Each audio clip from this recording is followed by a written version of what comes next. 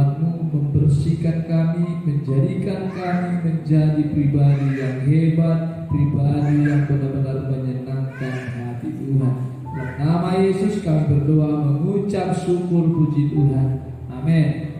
Shalom. Baik Bapak Ibu Saudara yang dikasihi Tuhan Yesus, sungguh luar biasa berkat Tuhan senantiasa menolong dan terus memberkati kehidupan kita. Bapak Ibu Saudara dikasihi Tuhan Yesus, kali ini kita kembali belajar tentang firman Tuhan dan terus belajar bagaimana firman Tuhan yang membersihkan hati kita, membersihkan hidup kita menjadi satu bangunan yang benar-benar layak di hadapan Tuhan. Amin. Kami menyapa dari depan atas nama Gembala Sidang kepada jemaat yang baru pertama sekali hadir dalam acara ibadah minggu. Dengan Ibu siapa Bu? Tolong disambungkan suaranya Rahul. Ibu Mary Buru. Iya, Buru apa Rahul? Oke, baik, nanti lebih lanjut ya Ibu, kita catat namanya ya. Bapak marga apa? Salam Banua, itu saya ingat dan saya sering dengar ya. Oke baik, Bu, silakan dulu. Nanti bisa dicatat sebagai daftar nama anggota jemaat ya Ibu ya. Selamat menikmati, selamat beribadah. Untuk perkenalan lebih lanjut, nanti kita bisa berdiskusi. Haleluya. Ada lagi yang pertama sekali. Ada ini opung kami nih. Orang sepung. Haleluya. Sehat Bu? Sehat puji Tuhan. Saya pikir minggu lalu dengan beberapa waktu yang lalu sudah hadir. Hari ini boleh hadir. Itu semua karena baik dan kemurahan Tuhan. Amin. Amin opung. Diberkati Tuhan kehadiran opung hari ini. Dan tetap Tuhan kerjakan kehidupan opung sampai satu kali Tuhan memanggil. Amin. Baik Bapak Ibu Saudara yang dikasihi Tuhan Yesus, kita belajar firman Tuhan dan terus belajar sebab firman Tuhan yang akan mengoreksi, memperbaiki dan menjadikan kita hidup berkenan di hadapan Tuhan. Amin. Baik, perhatikan Bapak Ibu Saudara, Hamba Tuhan ayat 53 dan sedang firman Tuhan ayat pertama dan sampai selanjutnya dan diakhiri ayat yang ke-11. Perempuan yang berzina. Lalu mereka pulang masing-masing ke rumahnya.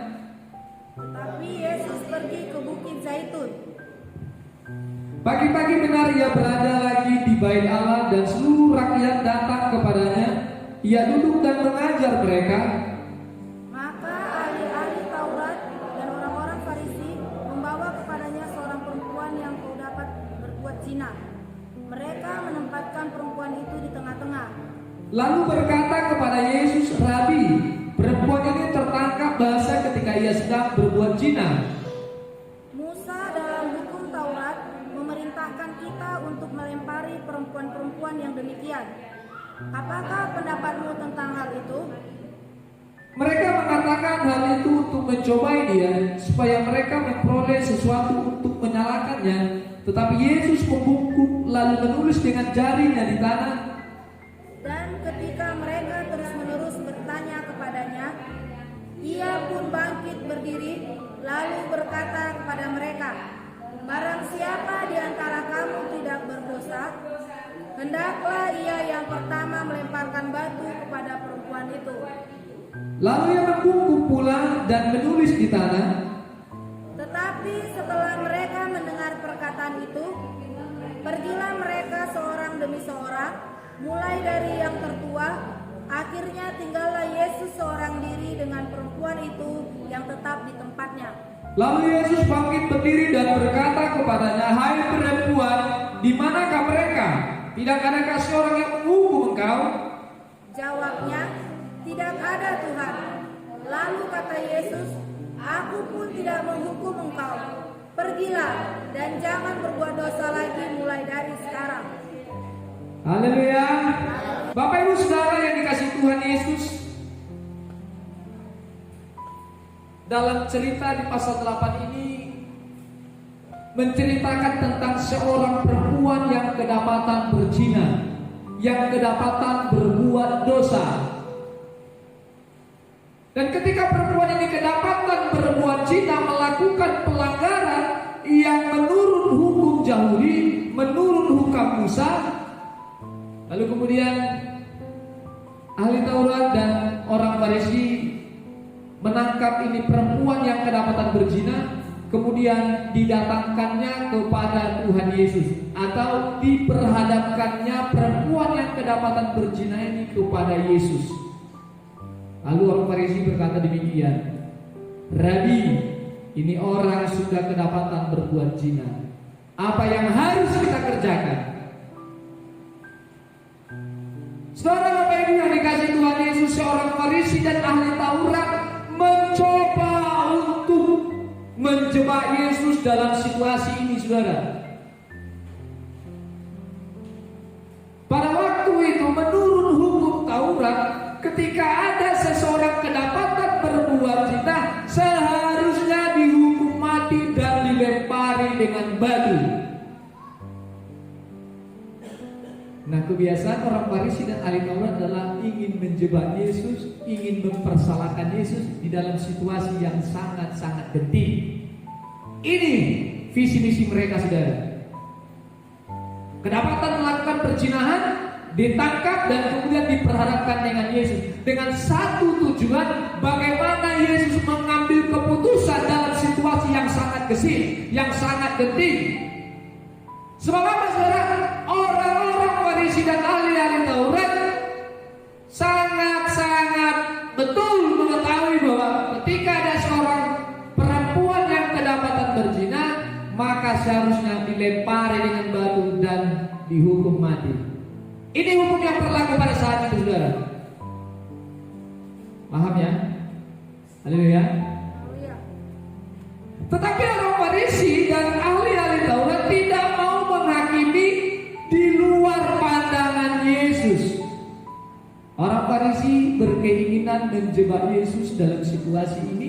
Kira-kira apa yang menjadi jawaban Yesus ketika ada seorang perempuan diperhadapkan dan kedapatan berzina?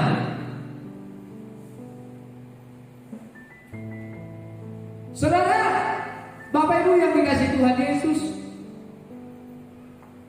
seseorang yang melakukan perzinahan pada waktu itu adalah seseorang yang melakukan hukuman mati. Dosa ini adalah dosa yang menciderai hukum Taurat. Dosa ini adalah dosa terkutuk. Dosa ini adalah dosa memalukan. Dosa ini adalah dosa yang seharusnya dihukum mati. Coba Bapak Ibu Saudara, kita baca di dalam Imamat pasal 20 ayat yang ke-10.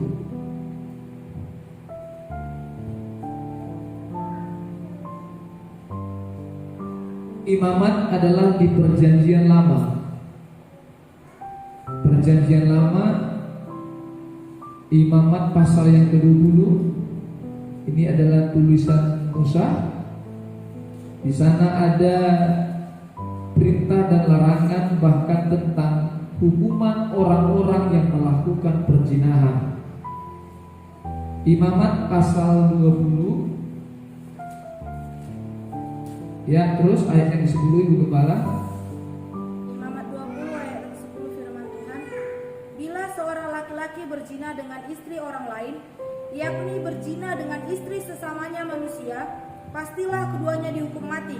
Bila seorang laki-laki berzina dengan istri orang lain, yakni berzina dengan istri sesamanya manusia, pastilah keduanya dihukum mati, baik laki-laki maupun perempuan yang berzina itu. Bapak Ibu Saudara dikasih Tuhan, ini tujuan orang Farisi dan ahli Taurat memperhadapkan perempuan yang kedapatan berzina ini di hadapan Yesus. Guru, ini orang seharusnya dihukum mati dan dilempari dengan batu. Tetapi apa yang menjadi jawaban Yesus sebagai Tuhan dan Raja? Baik Bapak Ibu, kita periksa. Kita periksa kembali dalam Yohanes pasal 8. Ya, pasal 8 ayat yang ke-5. kita tegaskan kembali di sana. Terus Ibu? Ayat kelima firman Tuhan, Musa dalam hukum Taurat Menurut Musa dalam hukum Taurat, terus memerintahkan kita untuk melempari perempuan-perempuan yang demikian. mengharuskan kita melempari perempuan tersebut dengan batu. Jadi pada waktu itu saudara, kalau ada kedapatan berzina melakukan pelanggaran seperti ini harus dilempari batu dan dihukum mati. Haleluya. Ini harus, dan ini satu keharusan dan satu kewajiban, tidak ada negosiasi. Tetapi berbeda dengan Yesus. Terus Apakah pendapatmu tentang hal itu? Terus? Mereka mengatakan hal itu untuk mencobai dia. Nah, ternyata saya sudah sampaikan tadi, orang-orang Farisi dan ahli-ahli Taurat hanya ingin mencobai Yesus. Adakah di antara kita yang pernah mencobai Tuhan? Apa yang dimaksud dengan mencobai Tuhan? Ya, kalau ada di antara kita yang pernah mencobai Tuhan, itu mereka serupa dengan ahli-ahli Taurat dan orang-orang Farisi. Dan siapa yang dimaksud orang-orang Farisi dan siapa yang dimaksud ahli-ahli Taurat? Saudara, Bapak Ibu harus paham ini. Yang dimaksud dengan ahli-ahli Taurat adalah paham tentang kebenaran tetapi tidak melakukan kebenaran.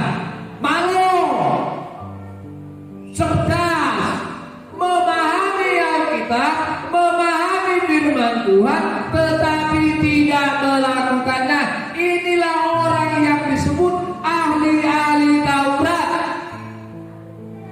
Jadi kalau ada di antara kita yang pandai firman, yang tahu kebenaran, kemudian tidak mengerjakannya, maka saudara Bapak Ibu serupa dengan orang-orang Farisi dan ahli-ahli Taurat.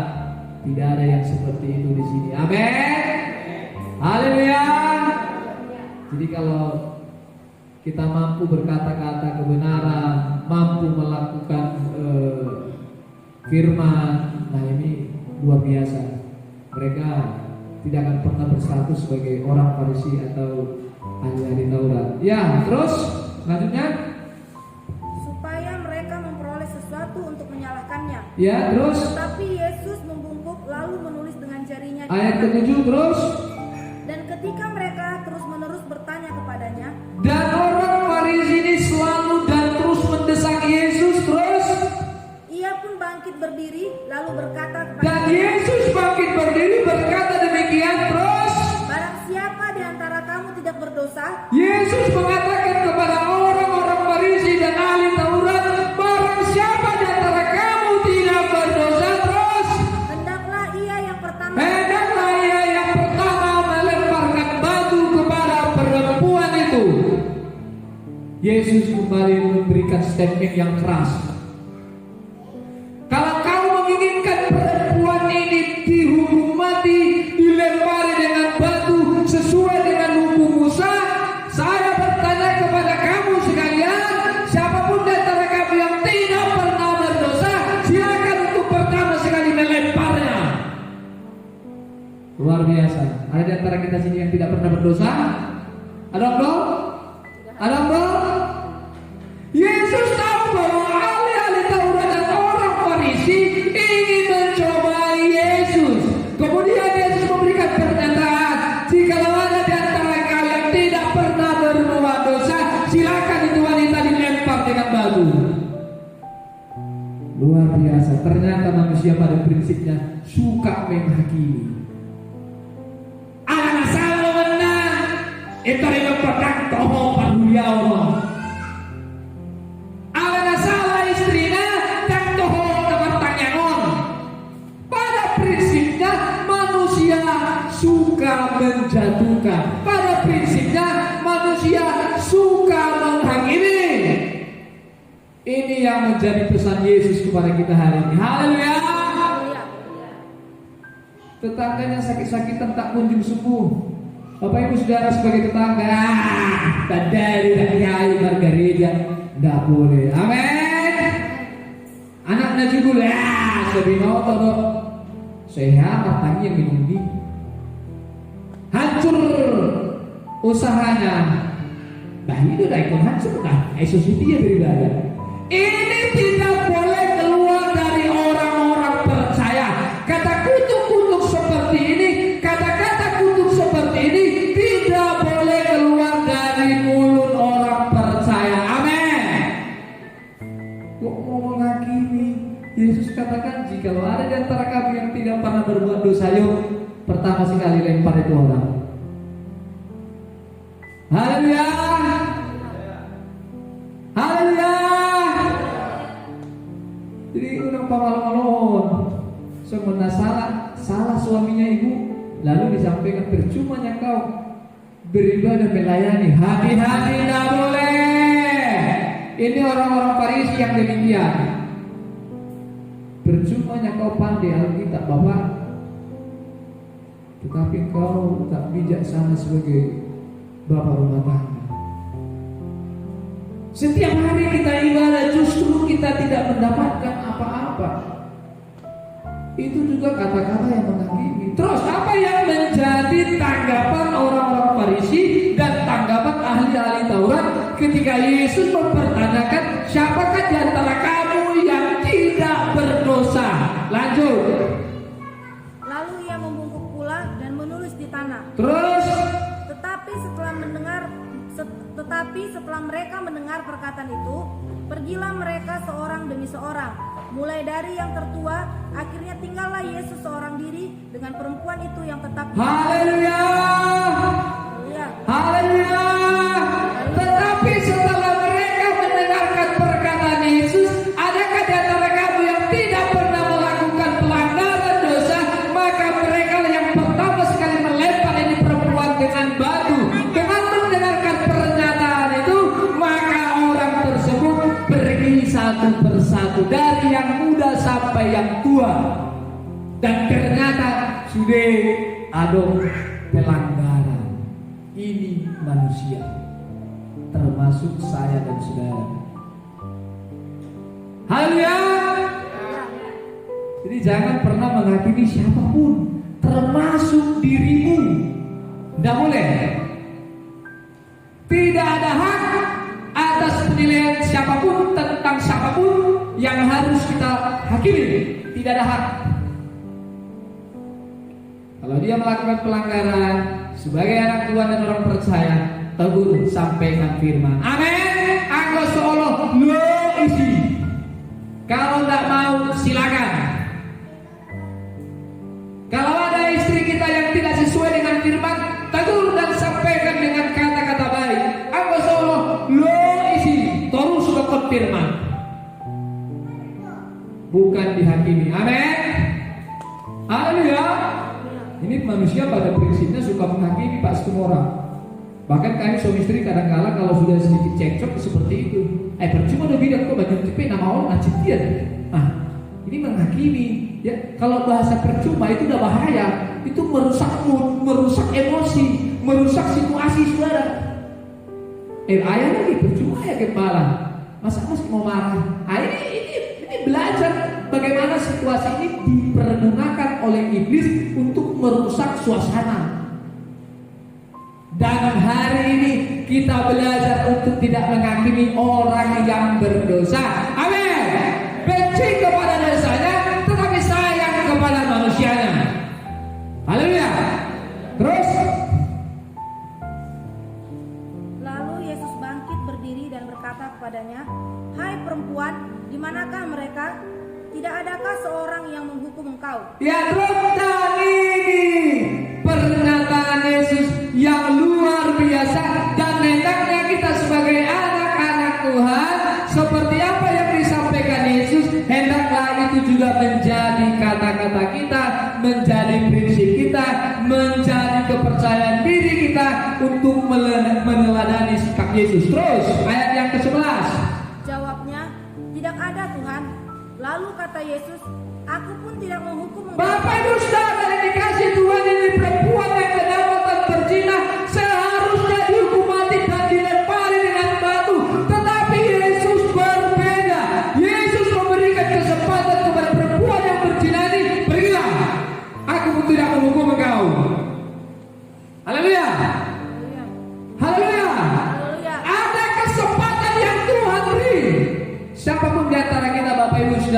kasih Tuhan, tentunya memiliki latar belakang yang rusak, memiliki masa lalu yang rusak, memiliki cerita buruk.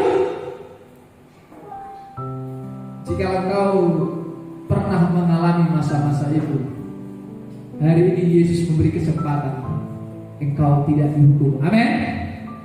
Amin. Nah, selalu saya merasa begitu, saudara. Tapi teman saya dipakai Tuhan, dia justru sampaikan, selama kau masih hidup, Tuhan masih berbuat baik dan Tuhan masih kesempatan. Amin. Juga di antara kita, siapapun di antara kita yang memiliki latar belakang yang rusak, yang memiliki pelanggaran yang berat, sampai hari ini kemungkinan itu pelanggaranmu tidak ada yang tahu, istrimu tidak tahu, suamimu tidak tahu, orang tuamu tidak tahu, yang tahu hanyalah Tuhan. Hari ini bertobat, sebab engkau masih diberi kesempatan. Amin. Haleluya. Diberi kesempatan. Ini yang luar biasa. Orang Farisi dan ahli Taurat tidak memberi kesempatan kepada dia berbuat, tetapi ketika diperhadapkan kepada Yesus, hai ibu, aku pun tidak menghukum engkau. Terus lanjutkan. Aku pun tidak menghukum engkau, pergilah dan jangan berbuat dosa lagi mulai dari sekarang. Satu pesanku, pergilah dan jangan pernah berbuat dosa dari sekarang. Amin. Yang luar biasa ada kesempatan, tetapi ada satu pesan. Coba ini ada saya punya Alkitab bahasa Batak. Ini soal sama tak doa mangun. Mulai lama ambiguous luar biasa dong. Saya baca dah. Coba dibaca Yohanes pasal 5 ayat yang ke-14. Firman Tuhan, kemudian Yesus bertemu dengan dia dalam bait Allah, lalu berkata kepadanya, engkau telah sembuh, jangan berbuat dosa lagi, supaya padamu jangan terjadi yang lebih buruk. Nah, dalam bahasa Batak, saudara, unang dadadi mangula dosa, asa unang songgok tuhon nauposi. Unang dadadi mangula dosa, asa unang songgok tuhon nauposi. Ini saya kalau mendengar ini sangat luar biasa sekali. Unang dadadi, artinya jangan sering-sering, jangan kembali berbuat dosa. Amin. Lebih kental, saudara. Unang dadadi mangula dosa, jangan kerjakan dosa. Asa unang songkok Tuhan nauposi, jangan sampai terjadi sesuatu yang lebih buruk. Aku ngedokon posi ngain yang membuat nengeri dia tenang. Posi naik nak kerja, posi naik Tuhan dan walau Tuhan. Salah susah dalam tahu seperti dia. Nah, di dalam bahasa Batak, saudara, ada sesuatu yang luar biasa. Menurut bahasa Batak, asa unang songkok Tuhan nauposi, jangan sampai terjadi sesuatu yang lebih buruk, yang lebih parah. Artinya harus bertobat. Amin. Memang betul Tuhan kasih kesempatan, tetapi ada satu pesan, pergilah dan jangan berbuat dosa lagi. Haleluya. Tepuk tangan buat Tuhan. Kesempatan. Apa yang dimaksud kesempatan? Coba kita baca di dalam 1 Yohanes pasal 1 ayat yang ke-9. 1 Yohanes pasal 1 ayat ke-9. Ini kesempatan yang Tuhan beri kepada mereka yang mau dipulihkan. Ini kesempatan yang Tuhan beri kepada mereka yang mau diberkati. Amin. Ini kesempatan bagi mereka yang mau dipulihkan, yang mau dibenarkan, yang mau diampuni. Saudara bisa baca dalam 1 Yohanes pasal 1 ayat yang ke-9 terus. Firman Tuhan, jika kita mengaku dosa kita, Jika saudara Bapak Ibu mengaku dosa kita terus, maka ia adalah setia dan adil, maka ia adalah Allah setia dan adil, sehingga ia akan mengampuni segala dosa kita, sehingga ia mengampuni dosa kita. Amin. Haleluya. Yesus memberikan pesan, aku tidak menghukummu, tetapi pergilah dan jangan sampai berbuat dosa lagi. Sebab dalam 1 Yohanes pasal 1 ayat 9 berkata, jika Bapak Ibu Saudara kita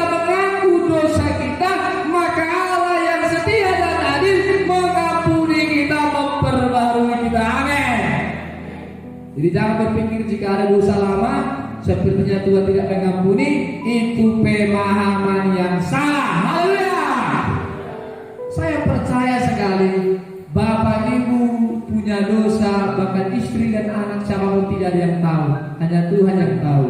Pasti ada dosa yang terselubung di hatimu. Betul?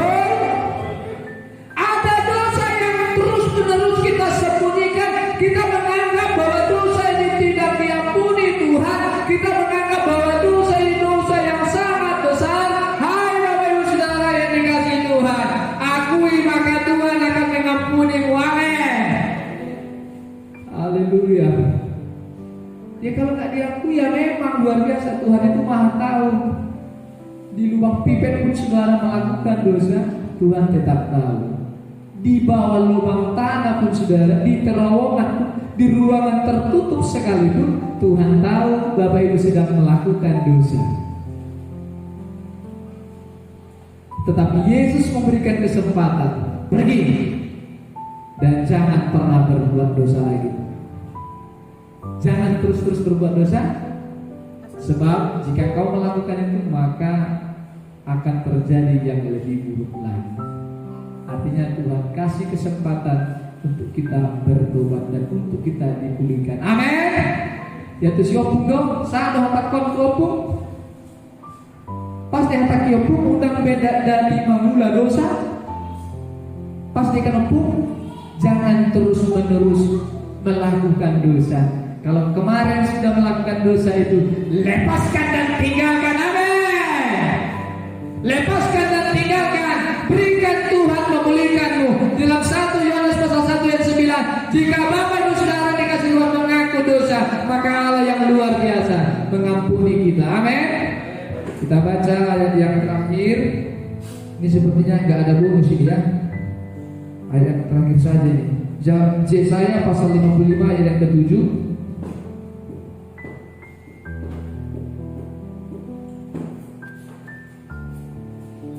Yesaya 55 ayat yang ke-7. Ya, terus Firman Tuhan, baiklah orang fasik meninggalkan jalannya dan orang jahat meninggalkan rancangannya.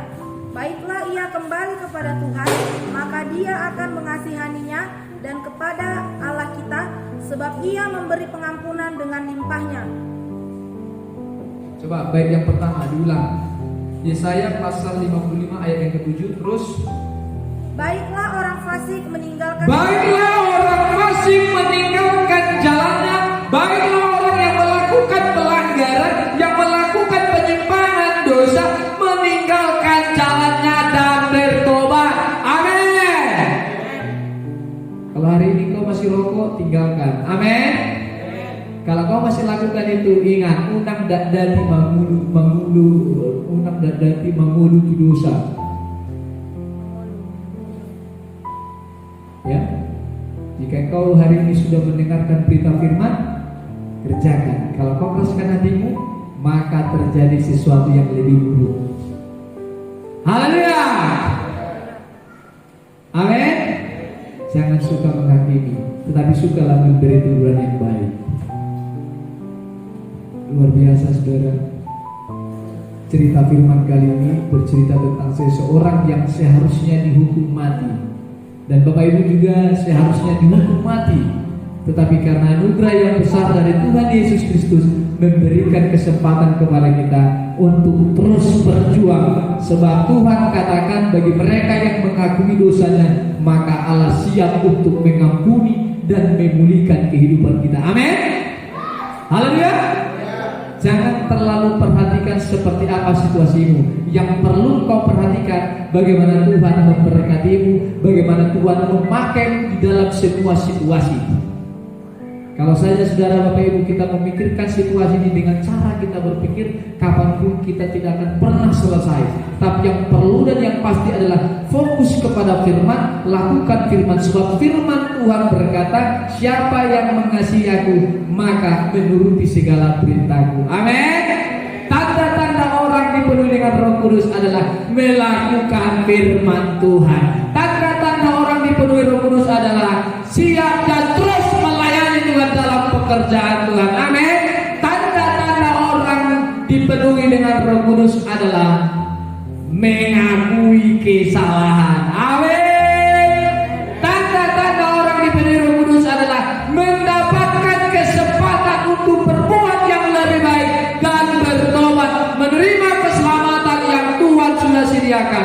Siogianya dan seharusnya Bapak Ibu haruslah dilempari dengan batu, haruslah dihukum mati. Tapi Yesus memberikan kesempatan, pergilah dan jangan berbuat dosa lagi. Haleluya. Ini kesempatan yang luar biasa Bapak Ibu. Ini hal-hal yang luar biasa. Jika engkau masih minum tua, masih mabuk, masih berpikir pikiran kotor, tinggalkan. Amin. Utuk-utuk mi, ada lebih buru-buru nasuhasea, tinggalkan. Amin. Haleluya. Bagian suara si gendel, tapi untuk na oposi. Jangan merokok, amin, amin. Jangan begini, amin, amin. Apa yang ngomong orang? Begitu itu kan betul-betul saya ibadah, amin. Berpikir, wah ternyata Tuhan kasih kesempatan. Aku pikir selama ini aku tak benar lagi. Aku pikir selama ini tak ada gunaku. Tetapi setelah firman ini kudengarkan, ternyata Yesus memberikan kesempatan. Pergilah dan jangan mengulangi kembali kejahatan itu. Amin kata si ganda. Semoga menjadi berkat. Amin. Haleluya. Suatu songkok namposi, hati-hati. Jangan sampai terjadi sesuatu yang lebih buruk lagi. Tidak bisa main-main terhadap firman. Tanda orang yang dipenuhi dengan Roh Kudus melakukan firman Tuhan. Haleluya. Haleluya. Demikian Bapak Ibu saudara yang dikasihi Tuhan, firman Tuhan membersihkan hidup kita menjadi hidup yang berkenan kepada Tuhan, mengerjakan pekerjaan-pekerjaan Tuhan yang mulia. Apapun yang menjadi persoalanmu, apapun yang menjadi masalahmu, apapun yang menjadi dosamu, ingat, itu akan mengganggumu untuk datang kepada Tuhan. Tetapi hari ini Yesus memberi kesempatan dan pakai kesempatan itu untuk memuliakan nama Tuhan. Baiklah orang fasik yang melakukan kejahatan, meninggalkan jalan-jalannya dan kembali kepada Tuhan, melakukan segala perintah Tuhan. Amin. Haleluya. Tuhan Yesus memberkati kita. Tutup Alkitab kita.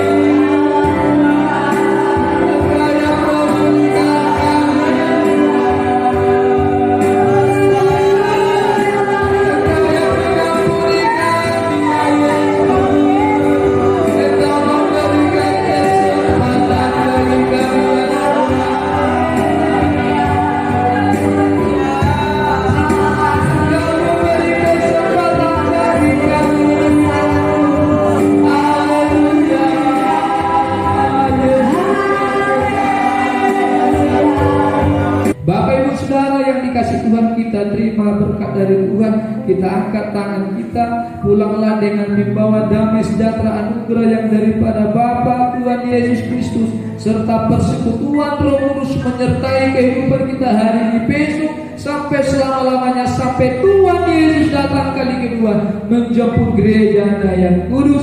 Bersama-sama kita katakan amin. Tuhan Yesus memberkati. Shalom.